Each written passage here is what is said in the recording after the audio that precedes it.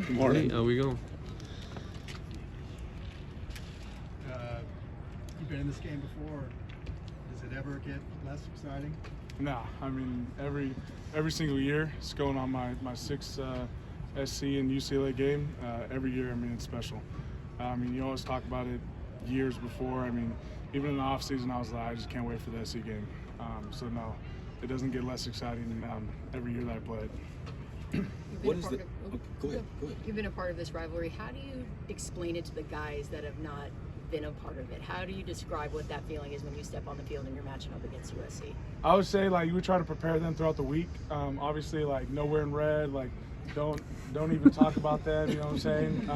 Like trying to like hype them up throughout the week and understanding like the scout team guys, like they got to have that type of like energy at practice. But yeah, I mean, telling the young guys, you don't really know until you really step on and see that on the field and get to kind of see that like rivalry and the energy and stuff on the field. I mean, it's kind of hard to describe, but you're going to experience it come Saturday, so that's going to be a great thing for them. And after you do step on the field, can you talk a little bit about the trash talking that does go on? Because there's a lot of it. Yeah, no, usually there's a lot. I mean, from my years recently, there's always, usually the wide receivers and the DBs, they always love to talk back and forth with them. We kind of have a program with the O-line and D-line where we don't really see a lot of them before the game, but I mean, you know, everyone makes plays on the field and you're trash talking there, so I mean, it's a heated game. So I mean, that's the aspect of the rivalry, though. Is there anything that's been said in past games that's either made you kind of laugh or you know, kind of just let you know that this game's a little bit different? No, I would just say like there's some games when we played there, especially last year, like I just kept getting sand in my face, and I was wondering like what that was. And I think my hunch is that the players would throw sand. That's just my thing. But they didn't really say much because we dominated them last year when we played them at home. So they're pretty quiet the whole game. They're front runners. So like when you get after them, especially last year, they were I mean, they shut down for sure. Speaking of trash talking, can I ask a Devin Kirkland question? Of course. What's that guy bring to this team as far as the spirit? I mean, he brings energy. Every time he comes to the facility, he's always saying what's up. I mean, he's joking around and he's having a fun time. And he's just an energy guy, and he's one of those guys on the team where you know you're going to get his best and everything. Finish your speech. Go ahead. Oh, no, I was just describing Devin. Yeah, he's an energy guy. Yeah, perfect. That's 700 recruits have signed up. I just got the exact number, so 700. Appreciate it. Thank you. Thanks, Coach. What's it like to have that guy who literally bleeds blue and gold, you know, leading the way this week? Yeah, I mean, it's everything. Have a guy that has been in that game. I mean, it's huge. He understands the rivalry. He's had a lot of success against the rivalry, and just having him as a head coach. I mean, I was with him for 5 years before, and our relationship has always been really strong. And so, just having that guy there, I mean, it's been awesome. It's huge. That's okay. Go ahead. What did Ethan do last year? You know, that especially going up against Caleb and clearly edged him out in that battle. Yeah, no, I think he executed. Every play that we ran on offense, I think we had a lot of success in the plays that were given and what Chip called. I think he executed, the O-line executed, and the defense did a great job. So I think just him going in there, obviously the talk of the town was Caleb, but he came in there and he dominated them. So that was no better game to dominate than the rivalry game.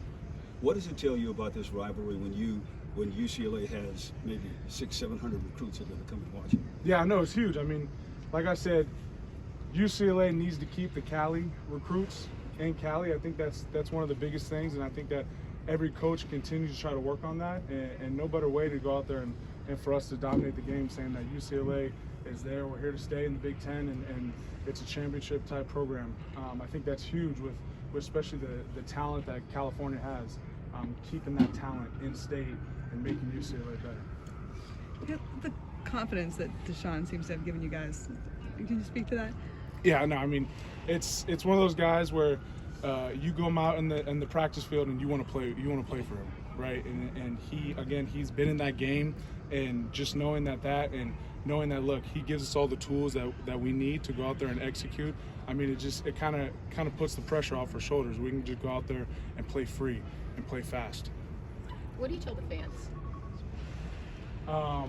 Just about the game. what you need out of them. Yeah, no, obviously, especially in the Rose Bowl. Unfortunately, my recent years in the Rose Bowl, we haven't had success against this team. So we need to go out there and get that dub in the Rose Bowl. I think the fans deserve it. We need all the energy we can and make it a sea of blue. And that's the biggest thing. You guys have obviously gone through quite a bit on the offensive line as far as shuffling people around. May or may not have your left tackle this week. I guess, how have you guys been able to, still figure out a way to keep going no matter who's out there? Yeah, I mean, the biggest thing with Coach Castillo is work. We're always going to, no matter who is on the line, we're always going to put in that work. We've been around each other for a long time, so it's not like one dude stepping in, it's going to totally ruin the chemistry. But I just know that we're always going to put our head down and we're going to continue to work and we're going to fix what we need to fix so that we can go out and have a great game. And again, no better game to have a great game, bounce back from Washington than the SC game. Have you been practicing your steps if you need to play some emergency left tackle? No, I mean, I haven't, but I mean, I'll always be ready if that comes to it. I mean, I'll rise to the occasion. How's Nicky been this week around the facility? I mean, he's been great. He was one of those kids that comes in and always works. He always has our back. He's always in there. He's working and stuff, and he's just he's a good kid, real good kid, and he has our back. So we always have his back. Last year, obviously, Ethan edged out Caleb, but a lot of time this game comes down to the ground game, particularly TJ last year. What does a guy like TJ mean to you guys, particularly, as a leader and a player in this rivalry? Yeah, I mean, he's one of our main running backs, and to establish everything about this offense, we got to have a great run game. And we got to establish the run to open up the pass, and that's kind of how we have a balanced offense going forward. And having TJ there, I mean, he's a phenomenal player. He's going to give 110% effort. And knowing that we have someone behind us like that, I mean, it's great. It's awesome. What have you seen on film about their defensive front and kind of ways that you can kind of exploit and take advantage of what they do? Yeah, I mean, they play hard, but I think we can get after these guys and we can truly dominate them. Thanks, Josh. Thank you. Appreciate you guys. Have a good one. Thank you.